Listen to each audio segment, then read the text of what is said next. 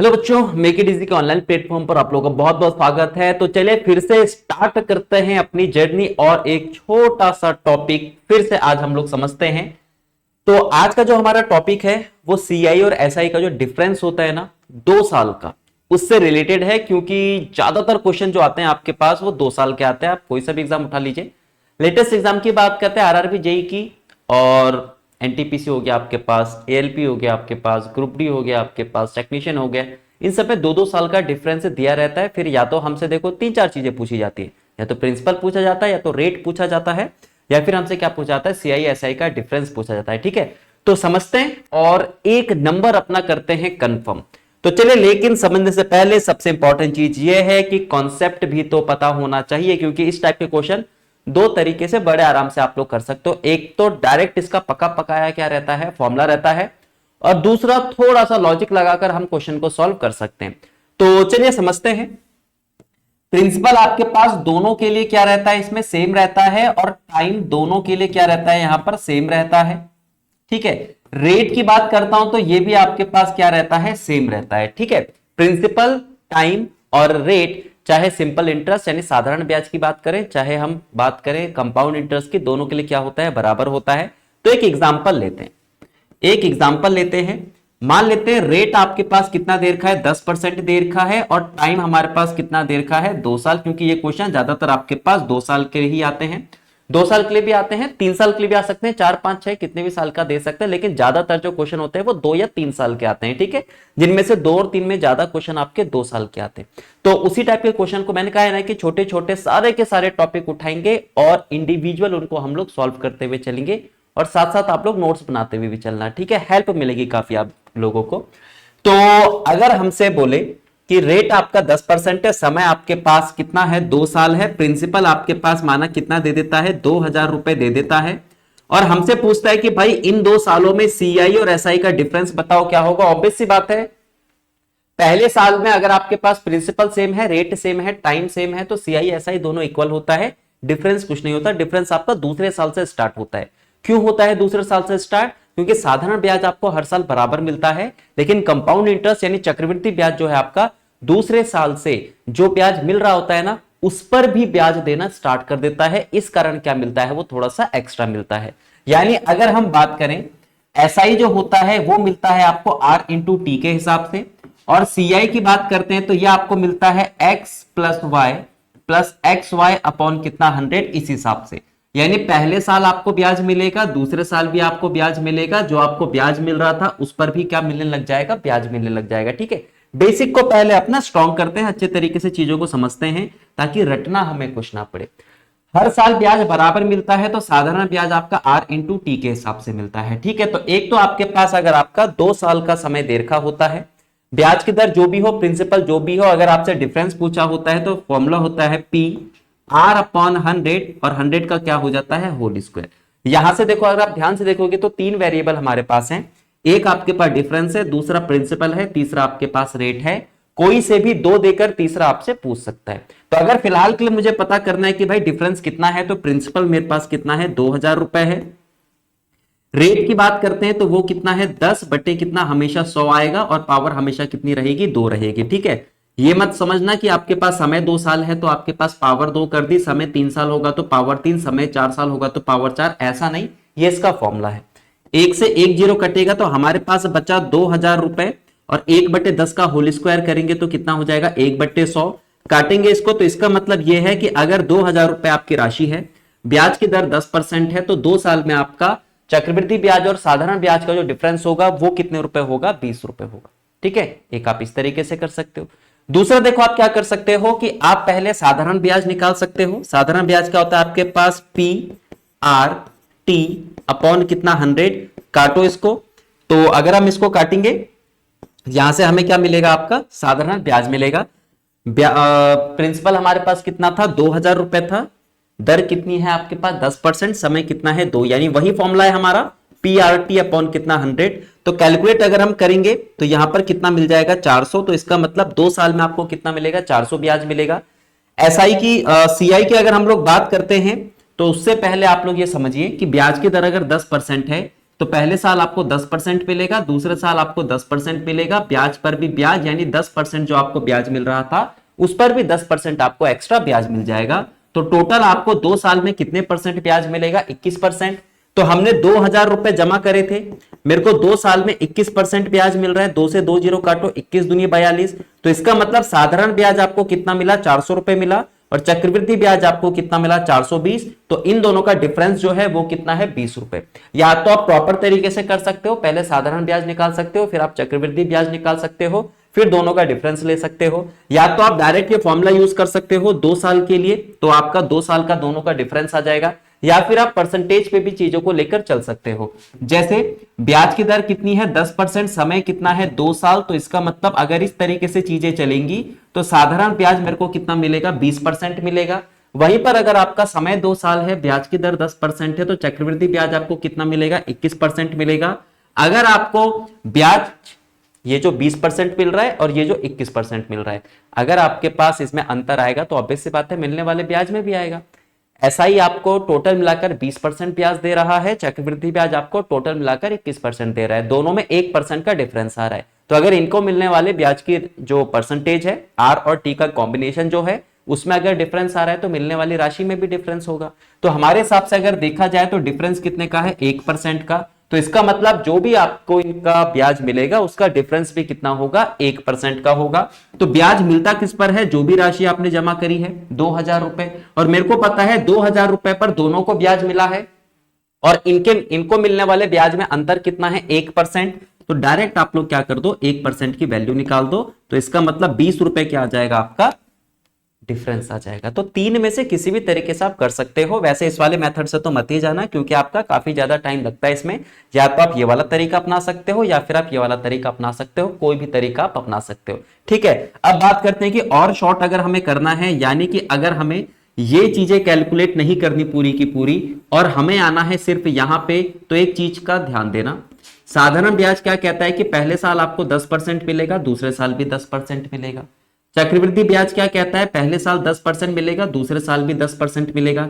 यहां तक क्या कोई डिफरेंस आया? नहीं, यहां तक तो चीजें सेम चल रही थी, लेकिन डिफरेंस आया कैसे? जो आपको ब्याज मिल रहा था उस पर भी आपको क्या मिलेगा? ब्याज मिलेगा। ये आपका क्या है? डिफरेंस है। ठीक है, तो डायरेक्ट आप यहां पर भी चीजों को लेकर चल सकते हो। यानी आपने क्या करना है? जो भी आपका रेट है उसका स्क्वायर डिवाइडेड बाय 100, यही आपका क्या होता है? डिफरेंस होता है। जैसे रेट कितना है? 10, तो 10 का क्या हो जाएगा? स्क्वायर, यानी कि 100/100। तो इसका मतलब डिफरेंस आपका जो आएगा वो कितने का आएगा? 1% का आएगा।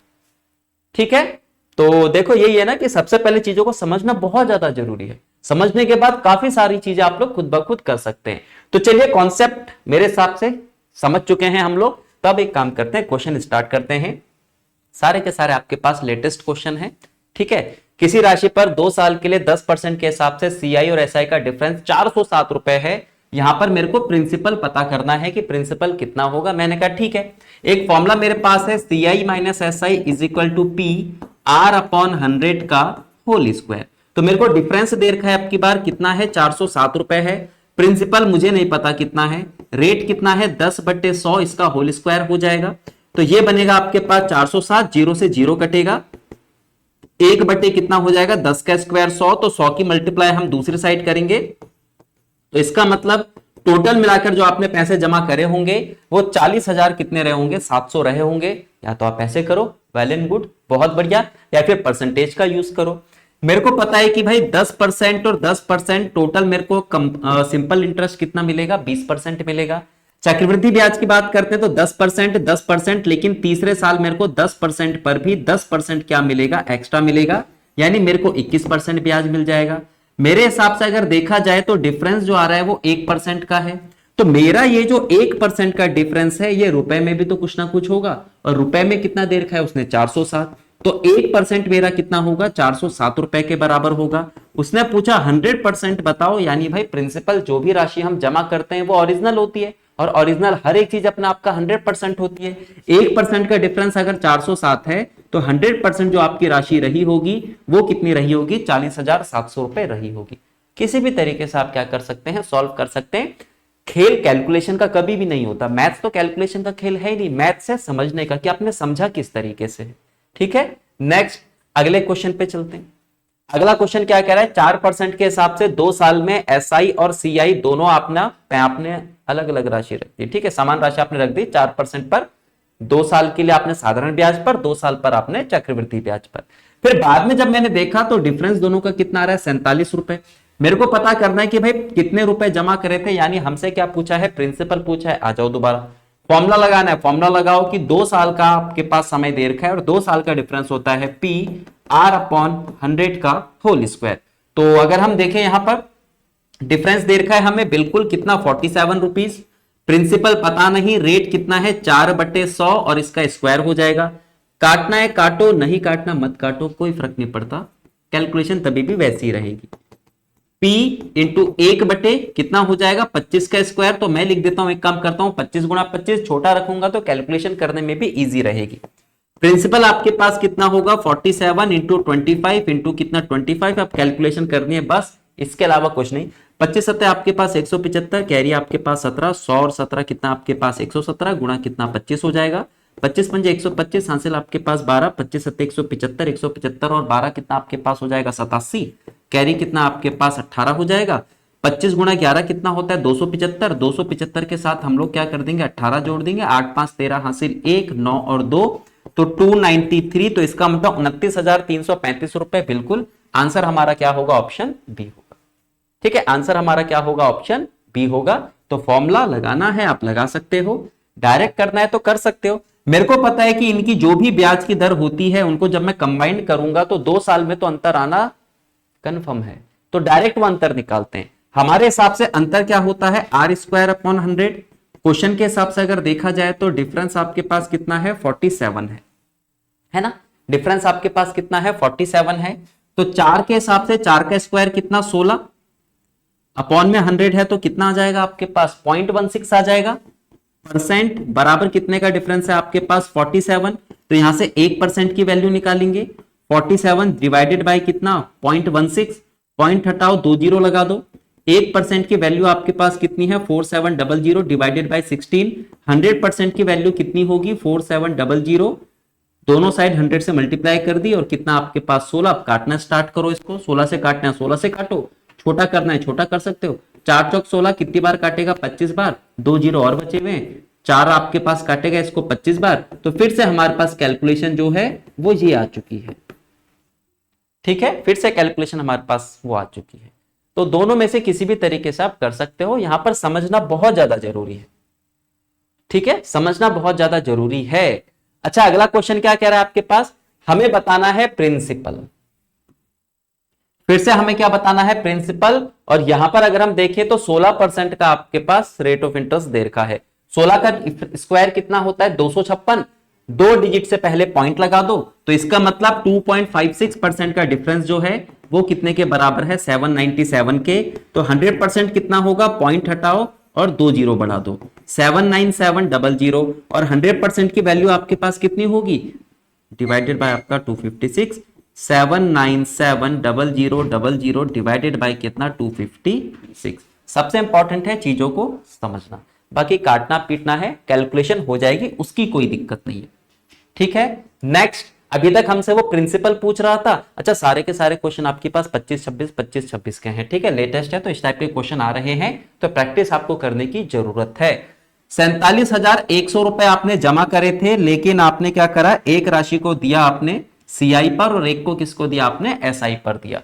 और हमें पता करना है कि भाई अगर मैं इस तरीके से दूंगा तो डिफरेंस कितने का आएगा। मैंने कहा ठीक है भाई, 47,100 डिफरेंस क्या होता है आर का स्क्वायर अपॉन कितना आपके पास 100, इस हिसाब से आप निकाल सकते हो। 9 का स्क्वायर कितना हो जाएगा 81, यानी कि आपके पास 0.81% का क्या आ जाएगा डिफरेंस आ जाएगा। 47100 0.81 अपॉन कितना 100, इतने परसेंट का आपका डिफरेंस आ जाएगा। करो कैलकुलेट, ठीक है, आ जाएगा। या फिर सी आई माइनस एस आई बराबर आपके पास पी आर अपॉन 100 का होल स्क्वायर। ठीक है, तो प्रिंसिपल कितना है आपके पास 47100, आर स्क्वायर मतलब आपका 9 का स्क्वायर 81 डिवाइडेड बाय कितना आपके पास 100, और ये बस 2 से 2 जीरो काटो, काटना स्टार्ट करो इसको। वही चीज आगे देखो, 2 जीरो हटाओगे तो पॉइंट यहां लग जाएगा। तो हम जहां पर फाइनल स्टेप पर पहुंच सकते हैं कोशिश करो वहां पर पहुंचने की। ठीक है, तो इस टाइप के क्वेश्चन आई थिंक हो जाएंगे। अब बाकी सारे के सारे क्वेश्चन आप लोग के लिए होमवर्क है। ठीक है, ये क्वेश्चन भी आप लोग कीजिएगा, सारे के सारे लेटेस्ट क्वेश्चन है। यहां पर भी आपके पास देखो बस ये है कि थोड़ा सा आपके पास निकटतम पूर्णांक तक पूछा हुआ है, यानी कि अप्रोक्सीमेशन थोड़ा बहुत आपके पास चलेगा, तो क्वेश्चन करना आना चाहिए। तो सबसे इंपॉर्टेंट चीज यहां पर क्या थी, ये कि किस तरीके से आप चीजों को कर सकते हो। बहुत सारे तरीके हैं करने के, लेकिन ये डिसीजन लेना कि कौन सा तरीका कहां पर ज्यादा बेस्ट रहेगा, ये सबसे इंपॉर्टेंट है। तो इसीलिए मैं कहता हूं सबसे पहले कॉन्सेप्ट को सीखो। कॉन्सेप्ट को अच्छे तरीके से सीखोगे तो उसको शॉर्ट ट्रिक में कन्वर्ट करने में टाइम नहीं लगेगा, क्योंकि अगर क्वेश्चन करना आएगा ना तभी हम उसको जल्दी भी कर सकते हैं। ठीक है, तो फिलहाल आज के सेशन में इतना ही, यानी आज का जो हमारा टॉपिक था ये 2 साल का डिफरेंस, ये हम कर चुके हैं। तो ऐसे ही छोटे छोटे छोटे छोटे सारे के सारे लेकिन मोस्ट इंपॉर्टेंट टॉपिक्स की वीडियो में कंटिन्यू आप लोग के लिए लेकर आ ही रहा हूं और आता भी रहूंगा, ताकि बहुत बड़ा बर्डन हमारे ऊपर ना पड़े। छोटा छोटा और बड़े आराम से चीजों को हम लोग क्लियर करते हुए चलें। ठीक है, तो फिलहाल आज के सेशन में इतना ही, मिलते हैं आपसे अगले सेशन में अगले टॉपिक के साथ। Okay, thank you.